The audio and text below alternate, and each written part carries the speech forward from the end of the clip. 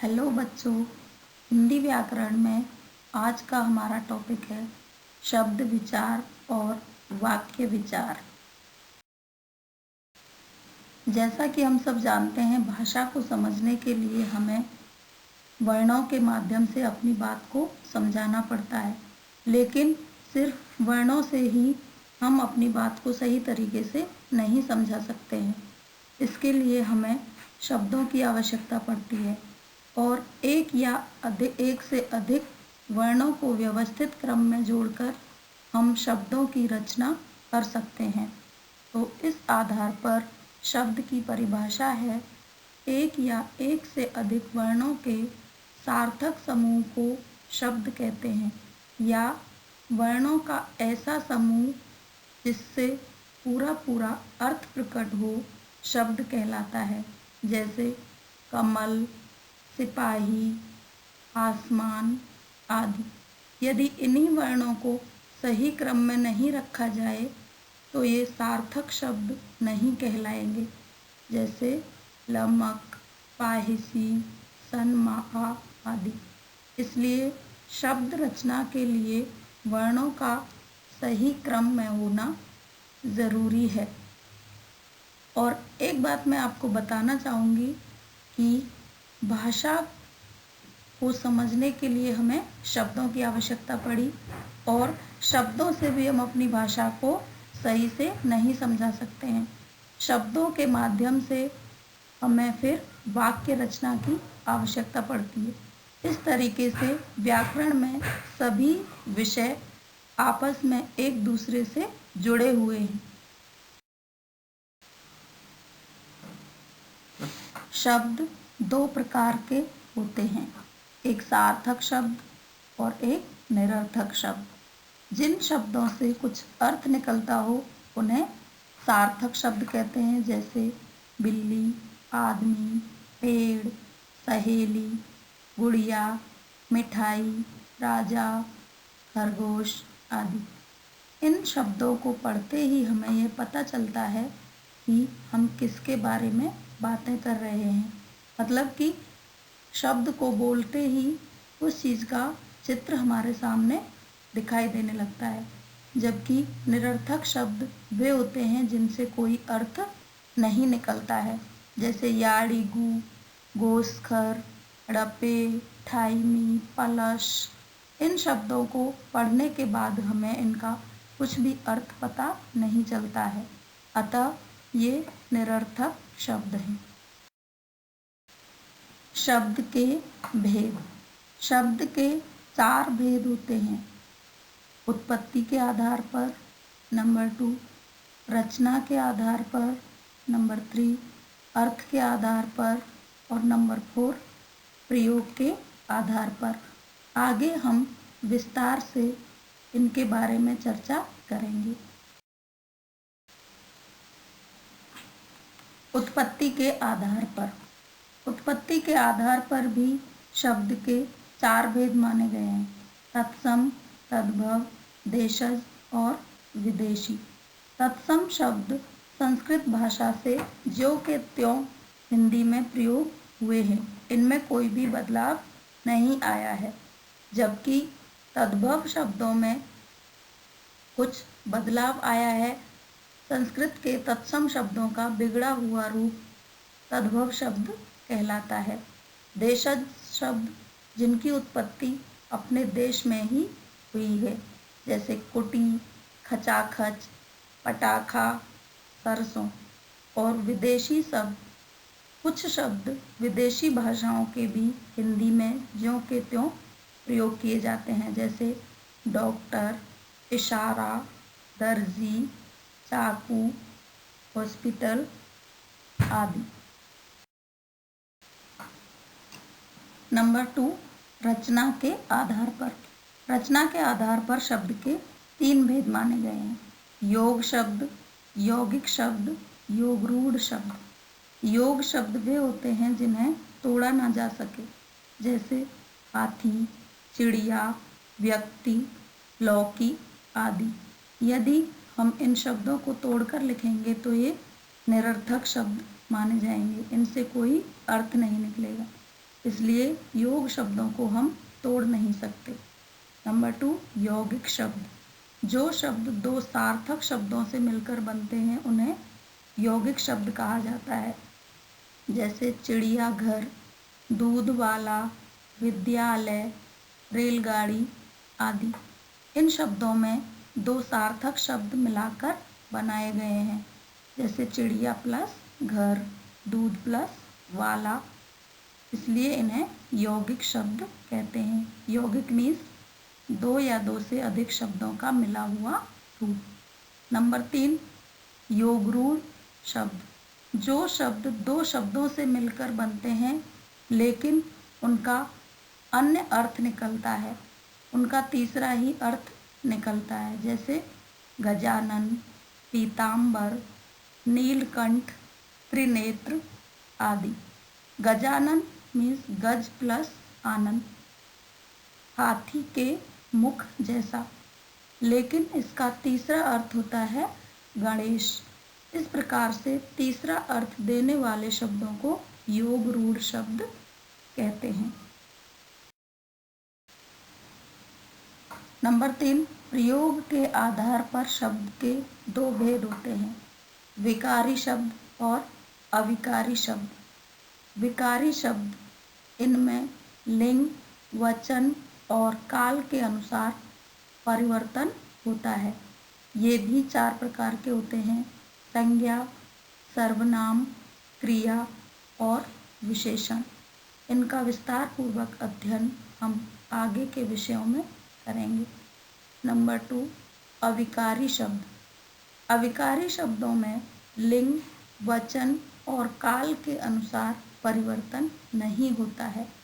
ये भी 4 प्रकार के होते हैं, क्रिया विशेषण, संबंध बोधक, समुच्चय बोधक और विस्मयादि बोधक। लास्ट, अर्थ के आधार पर शब्द के भेद। अर्थ के आधार पर भी शब्द के 4 भेद होते हैं, एकार्थी शब्द, अनेकार्थी शब्द, समानार्थी शब्द, विपरीतार्थी शब्द। एकार्थी शब्द मीन्स जिसका एक ही अर्थ हो। अनेकार्थी शब्द मीन्स अनेक अर्थ देने वाले शब्द। समानार्थी शब्द मतलब 2 या 3 शब्दों का एक ही अर्थ। इनको पर्यायवाची शब्द के नाम से भी जाना जाता है। विपरीतार्थी शब्द मीन्स विलोम शब्द, एक दूसरे का उल्टा अर्थ देने वाले शब्द। इस प्रकार शब्द विचार के माध्यम से हमने शब्दों का विस्तार पूर्वक अध्ययन किया। अब आगे हम वाक्य विचार के बारे में पढ़ेंगे। वाक्य विचार। भाषा के विकास के लिए वाक्यों का होना आवश्यक है। सिर्फ शब्दों के माध्यम से भी हम अपनी भाषा को सही तरीके से नहीं समझा सकते हैं। जिस प्रकार वर्णों को सही क्रम में लिखने पर शब्दों की रचना होती है, उसी प्रकार शब्दों को सही क्रम में जमा कर लिखने पर वाक्यों की रचना की जाती है। इस आधार पर वाक्य की परिभाषा है शब्दों का ऐसा समूह जिससे पूर्ण अर्थ व्यक्त हो, उसे वाक्य कहते हैं। या हम कह सकते हैं पूरा पूरा अर्थ प्रकट करने वाले शब्द समूहों को वाक्य कहते हैं। वाक्य के 2 अंग होते हैं, उद्देश्य और विधेय। उद्देश्य जिसके बारे में कोई बात कही जाए, और विधेय उद्देश्य के बारे में जो बात की जाए उसे विधेय कहते हैं। जैसे वह विद्यालय गया, वाक्य में वह उद्देश्य तथा विद्यालय गया विधेय है। वाक्य के भेद। रचना के आधार पर वाक्य के 3 भेद होते हैं। सरल वाक्य जिसमें एक उद्देश्य और एक विधेय हो, उसे सरल वाक्य कहते हैं। जैसे वह खाना खाती है। नंबर 2, संयुक्त वाक्य जिसमें 2 या 2 से अधिक वाक्यों को और, किंतु, परंतु, लेकिन आदि समुच्चय बोधक अवयवों द्वारा जोड़ा जाता है वे संयुक्त वाक्य कहलाते हैं। जैसे मैं आया और वह चला गया। संयुक्त वाक्य आपस में एक दूसरे से संबंधित नहीं होते हैं, वे अपने आप में स्वतंत्र होते हैं। नंबर 3, मिश्रित वाक्य, जिसमें एक प्रधान वाक्य और अन्य आश्रित उपवाक्यों को जोड़कर लिखा जाता है, वे मिश्रित वाक्य कहलाते हैं। इनमें प्रधान वाक्य को हटाने पर आश्रित उपवाक्यों का अर्थ अधूरा रहता है, वे अपने आप में पूर्ण नहीं होते हैं। जैसे इस बार बारिश नहीं हुई इसलिए फसल अच्छी नहीं हुई। यदि इसमें से यदि इस बार बारिश नहीं हुई को हटा दिया जाए तो फसल अच्छी नहीं हुई का पूरा अर्थ समझ नहीं आता है, वह अधूरा रहता है। नंबर 2, अर्थ के आधार पर वाक्य के भेद।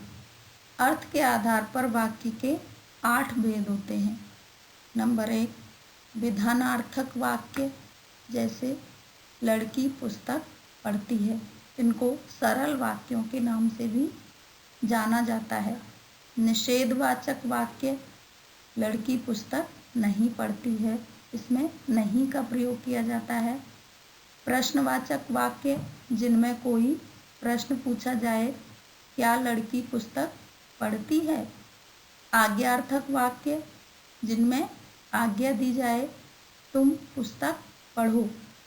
संदेहार्थक वाक्य, जिसमें किसी काम के होने की संभावना व्यक्त की जाए, शायद लड़की ने पुस्तक पढ़ी होगी। इच्छार्थक वाक्य, जिसमें किसी इच्छा को प्रकट किया जाए, चलो पुस्तक पढ़ते हैं। संकेतवाचक वाक्य, जिसमें किसी काम के लिए संकेत या इशारा किया जाए, जैसे लड़की पुस्तक पढ़ लेती तो आराम भी कर लेती। नंबर 8, विस्मयादि बोधक वाक्य, जिनमें हर्ष, शोक या दुख आदि का भाव व्यक्त किया जाए, जैसे ओह कितना बड़ा सांप। इस प्रकार रचना के आधार पर और अर्थ के आधार पर वाक्य के अलग अलग भेद होते हैं। एक बार फिर से पूरे टॉपिक को दोहराते हैं, जो मुख्य बातें हैं उनको याद करते हैं। जैसे वर्णों का सार्थक समूह शब्द कहलाता है। शब्द के 4 भेद होते हैं, उत्पत्ति के आधार पर, रचना के आधार पर, प्रयोग के आधार पर और अर्थ के आधार पर। और इन चारों भेदों के भेद भी हम पहले पढ़ चुके हैं। शब्दों का सार्थक समूह वाक्य कहलाता है। वाक्य के 2 अंग होते हैं, उद्देश्य और विधेय। वाक्य के 2 भेद होते हैं, रचना के आधार पर और अर्थ के आधार पर। रचना के आधार पर 3 प्रकार के होते हैं, सरल, मिश्रित और संयुक्त। और अर्थ के आधार पर वाक्य के 8 भेद होते हैं। तो बच्चों, अब हम कुछ अभ्यास प्रश्न हल करते हैं, जैसे कि शब्द की परिभाषा लिखो और उनके भेदों के नाम लिखो। रचना के आधार पर वाक्य के कितने भेद होते हैं उनके नाम लिखो। वाक्य के अंगों के नाम लिखो। तत्सम शब्दों के कोई 2 उदाहरण लिखिए। मिश्रित वाक्य को उदाहरण देकर समझाइए। अर्थ के आधार पर वाक्य के भेदों के नाम लिखिए। धन्यवाद। आपका दिन शुभ हो।